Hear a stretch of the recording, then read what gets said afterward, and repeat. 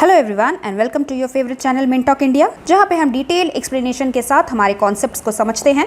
तो हम पढ़ रहे हैं आपके एनसीईआरटी क्लास 7th मैथमेटिक्स का chapter number 5 lines and angles, and this is part 3 video, जिसमें हम पेयर्स ऑफ लाइंस के बारे में और ज्यादा डिटेल में पढ़ेंगे। इस चैप्टर के स्टार्टिंग के topics part 1 and part 2 video में मैंने बहुत सारे डिटेल एग्जांपल्स के साथ समझाया है, जिसका लिंक आपको इसी वीडियो के नीचे डिस्क्रिप्शन बॉक्स में मिल जाएगा, या फिर आप क्लास 7th मैथमेटिक्स का प्लेलिस्ट भी देख सकते हैं मिनटॉक इंडिया चैनल में। But before we start today's class, here is a short introduction about me. So today's topic of discussion is pairs of lines. There are many different kind of lines. Line किसी भी direction में जा सकती है।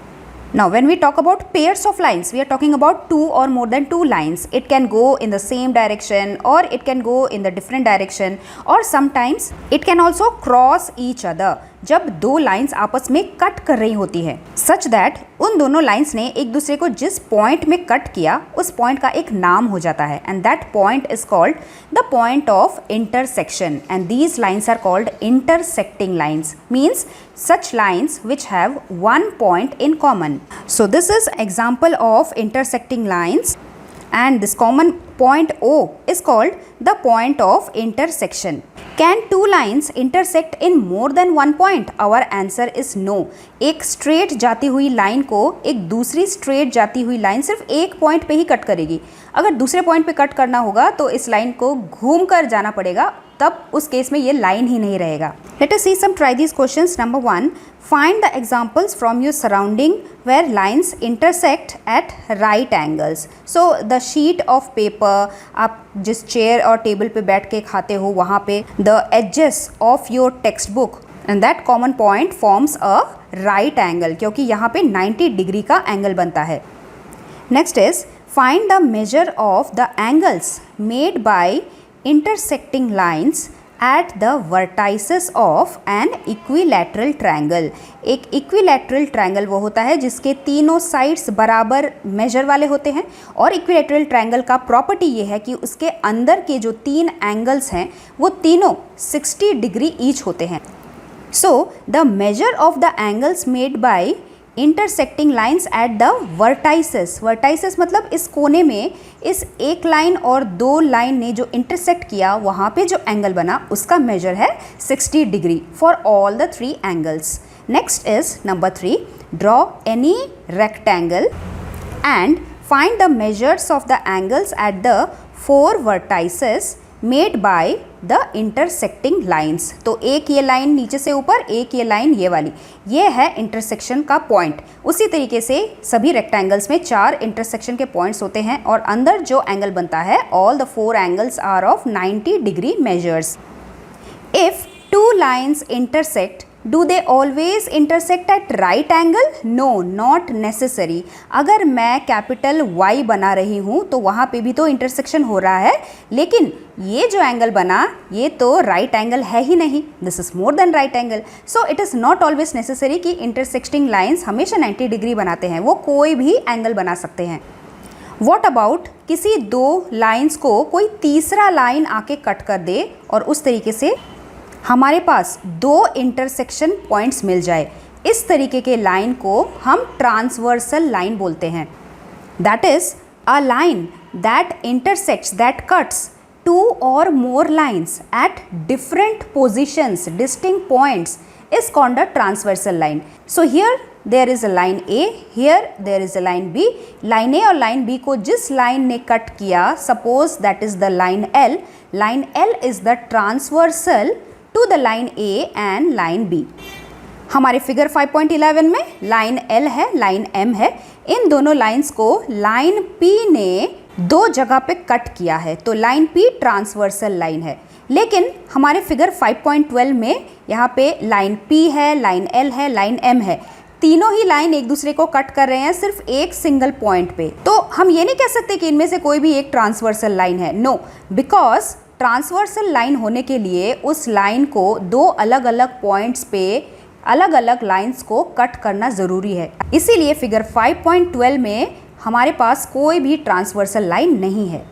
So whenever we have a transversal line like this, वहाँ पे भी हर जगह पे एंगल बनता है, अंदर की तरफ बनता है, बाहर की तरफ बनता है। In all there are total 8 angles forming here, जो कि हम इस वाले फिगर में देख सकते हैं।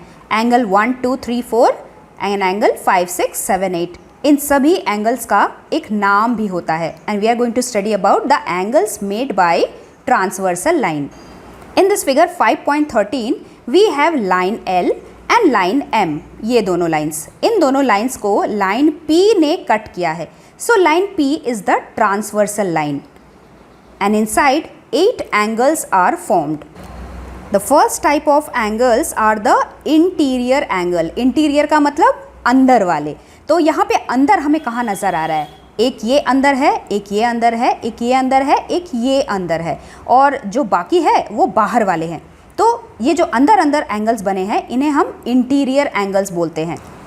हम इनका नाम दे देते हैं। Suppose this is angle 3, angle 4, angle 5 and angle 6। 1 और 2 कहाँ है? ये जो ऊपर वाले होंगे वो। अब नंबरिंग करते हैं बाहर वाले angles, that is exterior. Exterior means the outside ones, बाहर वाले। तो ये है angle number 1, this is angle number 2। उसी तरीके से इस लाइन के नीचे की तरफ भी और बाहर के 2 angles, that is angle 7 and angle 8।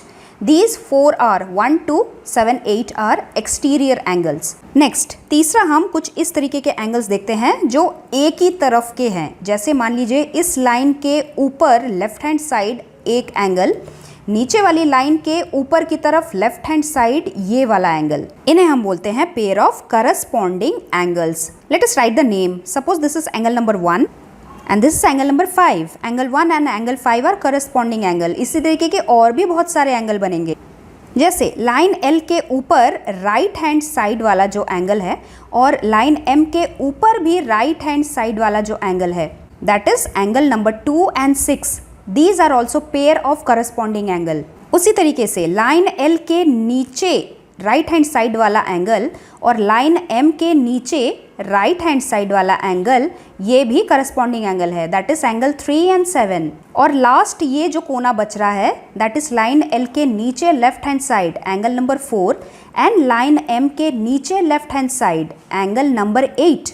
Angle 4 and 8 are also corresponding angle. तो यहाँ पे हमने 4 पेयर ऑफ करस्पॉन्डिंग एंगल निकाला जो कि यहाँ पे लिखा हुआ है। चलते हैं अगले पेयर की तरफ। ऐसे एंगल जो अंदर की तरफ है लेकिन उल्टे दिशा में है, ऑपोजिट डायरेक्शन में। एक लेफ्ट साइड है और एक राइट साइड है। तो क्योंकि ये एंगल्स अंदर की तरफ है इसलिए हम इन्हें इंटीरियर बोल रहे हैं, और क्योंकि ये ऑपोजिट टू ईच अदर हैं, एक दूसरे के उल्टे दिशा में है, इसीलिए हम इन्हें ऑल्टरनेट बोल रहे हैं। These are 4th type of angle, that is pair of alternate interior angles. तो 2 लाइंस के बीच में ऐसे 2 पेयर बनते हैं। तो जैसे ये है angle number 4 and angle number 6, they are pair of alternate interior angle. और इसी का उल्टा जो ये वाला एंगल था एंगल नंबर 3, और इसी का उल्टा वाला अंदर की तरफ that is angle number 5, 3 and 5 are also pair of alternate interior angle. Next 5वें टाइप के एंगल्स वो होते हैं जो बाहर की तरफ है और उल्टे दिशा में होते हैं, that means exterior alternate angle. तो बाहर की तरफ कौन से हैं? एक ये है, एक ये है, एक ये है, एक ये है, ये 4 बाहर की तरफ है। अब ऑल्टरनेट एंगल्स कौन से होंगे? Suppose this is angle number 1, तो इसका ऑल्टरनेट होगा ये लेफ्ट हैंड साइड का ऑपोजिट वाला, मतलब राइट हैंड साइड ये वाला, और इसका नाम था 8। So angle 1 and angle 8 are pair of alternate exterior angle. उसी तरीके से इसका साइड वाला एंगल नंबर 2 एंड इसका opposite angle number 7, angle 2 and angle 7 are also pair of alternate exterior angle, जो कि हमारे टेक्स्ट बुक में यहाँ पे इस तरीके से गिवन है। फिर से चलते हैं अंदर की तरफ के एंगल्स की तरफ। जो एंगल ऑपोजिट डायरेक्शन में है उन्हें तो हम ऑल्टरनेट इंटीरियर अंदर वाले एंगल बोल रहे हैं, लेकिन अगर एंगल एक ही तरफ वाले हैं सेम साइड तो उन्हें हम क्या बोलेंगे? उन्हें हम बोलेंगे interior angles on the same side of the transversal. ये वाला जो लाइन है ये ट्रांसवर्सल वाला लाइन है। इसी लाइन के एक ही साइड यानी कि लेफ्ट साइड जो अंदर एंगल्स बन रहे हैं वो pair of interior angles on the same side है। नेमिंग की बात करें तो angle number 3 and angle 5 are pair of interior angles on the same side. और उसी तरीके से ये वाला जो एंगल है angle 4 and this one angle 6, angle 4 and angle 6 are also pair of interior angles on the same side of the transversal line, जो कि हमारे टेक्स्ट बुक में इस तरीके से गिवन है। सो आई होप आपको मैंने डिटेल में अच्छे से एक एक करके समझा दिया कि इस टेबल में ये जितने भी एंगल्स हैं ये कैसे बन रहे हैं और उनके क्या क्या नाम हैं। Let's see that try these question number 1. Suppose two lines are given. How many transversal line can you draw for the lines? We can draw unlimited lines. Suppose ये दो लाइन है, एक ट्रांसवर्सल इस तरीके से, एक ट्रांसवर्सल इस तरीके से, like this, like this, like this. Many different forms we can draw. So infinite number of lines we can draw. Next one, if a line is a transversal line to 3 lines, एक line, दो line, तीन line, उसके side से एक transversal line गया, how many point of intersection will be there? Point of intersection 1, point of 2 and this is point 3. There will be 3 points of intersection. Number 3, try to identify a few transversal lines in your surrounding. Railway crossing, हमारे gate fence के वहाँ पे जो boundary है, design है, ये सभी transversal lines के एग्जाम्पल हैं। Let us try these. Name the pair of angles in each of the figure. यहाँ पे एंगल 1, एंगल 2, ध्यान से देखिए, लाइन L और लाइन M को एक ट्रांसवर्सल कट कर रहा है जिसके साथ ये एंगल बन रहा है। तो ये एंगल 1 जो है ये लाइन के ऊपर की तरफ लेफ्ट साइड में है, एंगल 2 भी लाइन के ऊपर की तरफ लेफ्ट साइड में है, same side and above the line. तो इस टाइप के एंगल्स को हम करस्पॉन्डिंग एंगल्स बोलते हैं, CORRES, करस PONDING, ding, corresponding angles.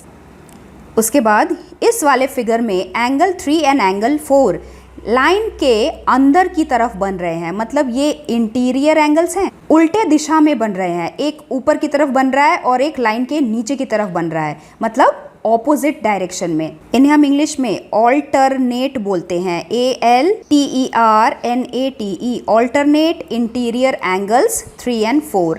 Next is angle 5 and angle 6। Angle 5 line के नीचे की तरफ, एंगल 6 लाइन के ऊपर की तरफ। अगर हम इसे इस तरीके के एक बॉक्स के जैसा मान ले तो एंगल 5 और 6 अंदर की तरफ आ रहा है, मतलब ये इंटीरियर है, INTERIOR, इंटीरियर। उसके बाद ये इंटीरियर एंगल्स कहाँ बन रहे हैं? ये जो लाइन है ट्रांसवर्सल लाइन के same side, right hand side में ये दोनों एंगल्स है, तो हम लिखेंगे interior angles on the same side of the transversal. Angle 5 and angle 6 are pair of interior angles on the same side of the transversal. उसके बाद नेक्स्ट देखते हैं। अब एंगल जो बन रहा है ट्रांसवर्सल लाइन के नीचे की तरफ है दोनों। एंगल 7 लाइन L के जिस तरफ बन रहा है, एंगल 8 भी लाइन M के उसी तरफ बन रहा है। तो इस तरीके के एंगल्स को हम अगेन करस्पॉन्डिंग एंगल बोलते हैं, pair of corresponding angles. Let us see the next angles. ये दोनों एंगल्स अंदर की तरफ बन रहे हैं, ट्रांसवर्सल के ऑपोजिट साइड में बन रहे हैं, मतलब ऑल्टरनेट है, उल्टे दिशा में है, लेकिन अंदर की तरफ है। Alternate interior angles, pair of alternate interior angles 9 and 10। And let us see the next one. Angle 11 and angle 12 एक लाइन के सेम तरफ बन रहा है, कुछ इस तरीके से बन रहा है ताकि अगर हम इसे ऐड करेंगे तो क्या होगा, 180 डिग्री बनेगा। तो इस तरीके के दो एंगल्स जिन्हें ऐड करके 180 बनता है, एक स्ट्रेट जिसका बेस होता है उसे हम लीनियर पेयर बोलते हैं, LINEAR, linear pair. So angle 11 and angle 12 are pair of linear pair angles. तो ये तो थे दो लाइंस रैंडम किसी भी दिशा में जाते हुए, उसके ऊपर जब हमने ट्रांसवर्सल लाइन खींचा और उसके अंदर के एंगल्स। लेकिन अगर दो लाइंस सिर्फ और सिर्फ पैरेलल हो, पैरेलल मतलब जिन लाइन के बीच में हर जगह सेम डिस्टेंस होता है, जैसे रेलवे ट्रैक, स्केल के एजेस, टेक्स्ट बुक नोटबुक के ऑपोजिट एजेस, तो उन लाइंस को हम पैरेलल लाइंस बोलते हैं।